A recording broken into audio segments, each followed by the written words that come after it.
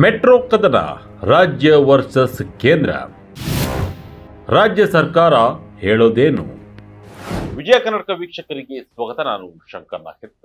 ಬೆಂಗಳೂರಿಗರ ಜೀವನಾಡಿ ನಮ್ಮ ಮೆಟ್ರೋ ಭಾರತದಾದ್ಯಂತ ಹೆಸರುವಾಸಿಯಾಗಿದೆ. ಪ್ರತಿದಿನ ಮೆಟ್ರೋ ರೈಲಿನ ಮೇಲೆ ಲಕ್ಷಾಂತರ ಮಂದಿ ಅವಲಂಬಿತರಾಗಿದ್ದಾರೆ. ಜೊತೆಗೆ ಸಿಲಿಕಾನ್ ಸಿಟಿ ಮಂದಿಗೆ ಜೀವನದ ಒಂದು ಭಾಗವೇ ಆಗಿದೆ ಅಂದ್ರೆ ಬಹುಶಃ ತಪ್ಪಾಗಲ್ಲ. ಮೆಟ್ರೋ ರೈಲಿನಲ್ಲಿ ಬಡ ಮಧ್ಯಮ ವರ್ಗದವರಂತೂ, ಅದರಲ್ಲೂ ಉದ್ಯೋಗಿಗಳಿಗಂತೂ ಮೆಟ್ರೋ ರೈಲು ಹೃದಯಕ್ಕೆ ಹತ್ತಿರ ಬಿದ್ದಂತೆ.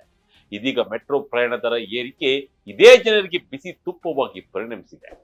ಕಳೆದ ವರ್ಷ ಭಾರೀ ಏರಿಕೆ ಮಾಡಿ ಶಾಕ್ ಕೊಟ್ಟಿದ್ದ ಸರ್ಕಾರಗಳು ಈ ಬಾರಿ ಮತ್ತೊಂದು ಬಾರಿ ದರ ಏರಿಕೆ ಮಾಡೋಕೆ ಮುಂದಾಗಿದೆ.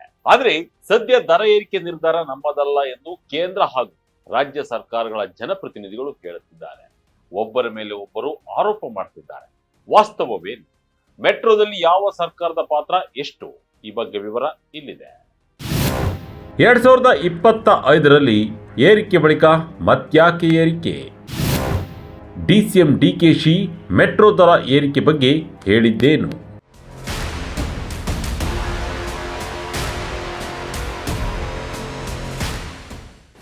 ನಮ್ಮ ಮೆಟ್ರೋ ಹೊಸ ಮಾರ್ಗ ಘೋಷಣೆ ಆರಂಭವಾದಾಗ, ಹೊಸ ರೈಲುಗಳು ಬಂದಾಗ ಕೇಂದ್ರ ಹಾಗೂ ರಾಜ್ಯ ಸರ್ಕಾರದ ಜನಪ್ರತಿನಿಧಿಗಳು ಮುಂದೆ ಬಂದು ನಾವು ಮಾಡಿದ್ದು, ನಮ್ಮ ಸರ್ಕಾರ ಮಾಡಿದ್ದು ಅಂತ ಹೇಳ್ಕೊಳ್ತಾರೆ. ಸದ್ಯ ಟಿಕೆಟ್ ದರ ಏರಿಕೆಯಾಗಿದ್ದು ನಾವಲ್ಲ ಎಂದು ಒಬ್ಬರ ಹತ್ರ ಮತ್ತೊಬ್ಬರು ಬೊಟ್ಟು ಮಾಡ್ತಾ ಇದ್ದಾರೆ.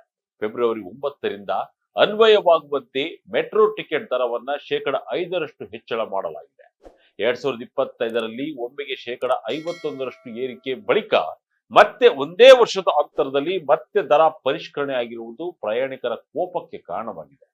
ಮೆಟ್ರೋ ದರ ಏರಿಕೆಗೆ ರಾಜ್ಯ ಕಾಂಗ್ರೆಸ್ ಸರ್ಕಾರವೇ ಕಾರಣ ಎಂದು ಕೇಂದ್ರ ಬಿಜೆಪಿ ಸರ್ಕಾರದ ಸಂಸದರು ಹೇಳ್ತಿದ್ದಾರೆ. ಈ ಬಗ್ಗೆ ನಮಗೆ ಗೊತ್ತಿಲ್ಲ ಎಂದು ಕಾಂಗ್ರೆಸ್ ನಾಯಕರು, ಅದರಲ್ಲೂ ಬೆಂಗಳೂರು ಅಭಿವೃದ್ಧಿ ಸಚಿವ ಡಿಕೆ ಶಿವಕುಮಾರ್ ಹೇಳ್ತಾ ಇದ್ದಾರೆ. ರಾಜಕಾರಣಿಗಳ ಈ ಹೇಳಿಕೆಗಳು ಪ್ರಯಾಣಿಕರನ್ನ ಇನ್ನಷ್ಟು ಬೇಸರ ತರಿಸುತ್ತಿದೆ. ನಮ್ಮ ಮೆಟ್ರೋ ಯಾರದ್ದು? ವಾಸ್ತವವೇನು?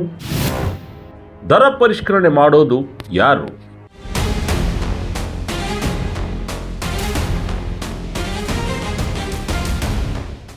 ಬೆಂಗಳೂರು ಮೆಟ್ರೋ ರೈಲು ನಿಗಮ ನಿಯಮಿತ ಕೇಂದ್ರ ಹಾಗೂ ರಾಜ್ಯದ ಜಂಟಿ ಮಾಲೀಕತ್ವದ ಸಂಸ್ಥೆ.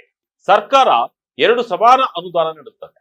ಕೇಂದ್ರ ಸರ್ಕಾರದ ಕಾನೂನು ಚೌಕಟ್ಟಿನ ಅಡಿಯಲ್ಲಿ ನಿಗಮವು ಕಾರ್ಯನಿರ್ವಹಿಸುತ್ತದೆ.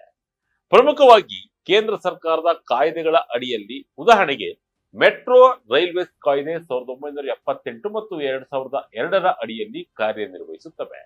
ಇದನ್ನ ಆಡಳಿತಾತ್ಮಕ ಅಧಿಕಾರವು ಅಂತಿಮವಾಗಿ ಕೇಂದ್ರ ಸರ್ಕಾರದ ಬಳಿ ಇರುತ್ತದೆ. ಪ್ರಮುಖ ಆಡಳಿತಾತ್ಮಕ ನಿರ್ಧಾರಗಳಿಗೆ ರಾಜ್ಯ ಸರ್ಕಾರವು ಕೇಂದ್ರ ಸರ್ಕಾರದ ಅನುಮೋದನೆಯನ್ನ ಪಡೆಯಬೇಕು ಎಂದು ಮೆಟ್ರೋ ನೌಕರರ ಪ್ರಕರಣವೊಂದರಲ್ಲಿ ಹೈಕೋರ್ಟ್ ಹೇಳಿಕೆ ನೀಡಿತ್ತು. ಬಿಎಂಆರ್ಸಿಎಲ್ ದರ ಪರಿಷ್ಕರಣೆಗೆಂದು ಒಂದು ಸಮಿತಿಯನ್ನ ರಚನೆ ಮಾಡುತ್ತದೆ. ಆ ಸಮಿತಿಯಲ್ಲಿ ಒಬ್ಬರು ನಿವೃತ್ತ ಸುಪ್ರೀಂ ಕೋರ್ಟ್ ನ್ಯಾಯಮೂರ್ತಿಗಳು, ರಾಜ್ಯ ಸರ್ಕಾರದಿಂದ ಒಬ್ಬರು IAS ಅಥವಾ IPS ಅಧಿಕಾರಿ, ಕೇಂದ್ರ ಸರ್ಕಾರದಿಂದ ಒಬ್ಬರು IAS ಅಥವಾ IPS ಅಧಿಕಾರಿ ಇರ್ತಾರೆ. ಜೊತೆಗೆ ಬಿಎಂಆರ್ಸಿಎಲ್ ಬೋರ್ಡ್ ಕೂಡ ಇರುತ್ತೆ. ಸಮಿತಿಯಿಂದ ಕಳೆದ ವರ್ಷ ವರದಿ ನೀಡುವಾಗ ಪ್ರತಿ ವರ್ಷ 5% ಹೆಚ್ಚಳ ಶಿಫಾರಸು ಬಂದಿತ್ತು. ಅದರಂತೆ ಫೆಬ್ರವರಿ 9ಕ್ಕೆ ದರ ಏರಿಕೆ ಮಾಡಲಾಗಿದೆ. ರಾಜ್ಯ ಸರ್ಕಾರಕ್ಕಾಗಲಿ ಕೇಂದ್ರ ಸರ್ಕಾರಕ್ಕಾಗಲಿ ಅನುಮತಿ ಕೇಳಿಲ್ಲ ಎಂದು ಮೂಲಗಳು ತಿಳಿಸಿವೆ. ಜನಾಕ್ರೋಶದಿಂದ ದರ ಇಳಿಕೆ ಸಾಧ್ಯವೇ? ವಿರೋಧ ಪಕ್ಷಗಳ ವಾದವೇನು?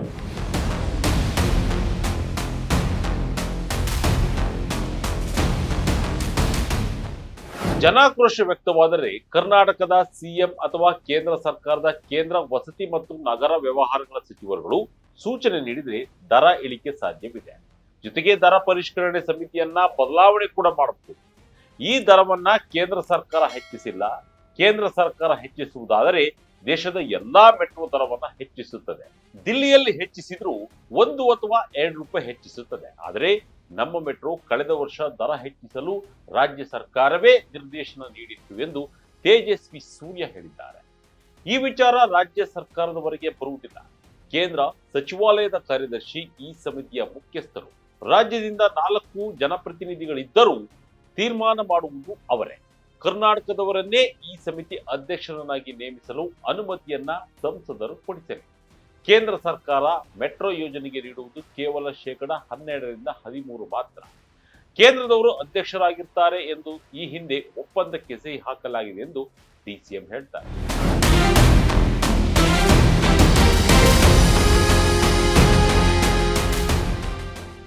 ಒಟ್ಟಾರೆಯಾಗಿ ಮೆಟ್ರೋ ರೈಲಿನ ಟಿಕೆಟ್ ದರ ಏರಿಕೆ ಬೇಸರ ಒಂದು ಕಡೆ, ಆದರೆ ದರ ಏರಿಕೆ ಆದಾಗ ರಾಜ್ಯದ ನಾಯಕರು ಮಾತ್ರ ನಾವಲ್ಲ ಅವರು, ಅವರಲ್ಲ ಇವರು ಅಂತ ಹೇಳೋದೇ ಬೇಸರ ತರಿಸಿದೆ. ಏನೇ ಆದರೂ ಎರಡೂ ಸರ್ಕಾರಗಳು ಕೂಡ ಜನರ ಹಿತವನ್ನ ಕಾಪಾಡಬೇಕಿದೆ, ಪ್ರಯಾಣಿಕರ ಆತಂಕವನ್ನ ದೂರ ಮಾಡಬೇಕಾಗಿದೆ. ಬೆಲೆ ಏರಿಕೆಯನ್ನ ಮಾಡದೆ ಮೆಟ್ರೋವನ್ನ ಸಾರ್ವಜನಿಕರ ಸೇವೆ ಅಂತ ಭಾವಿಸಿ ಕೈಗೆಟಕುವ ದರದಲ್ಲಿ ಎಲ್ಲ ವರ್ಗದವರು ಕೂಡ ಆತಂಕವಿಲ್ಲದೆ ಪ್ರಯಾಣ ಮಾಡಬಹುದಾದ ಸನ್ನಿವೇಶ ಉಂಟಾಗಬೇಕಾಗಿದೆ.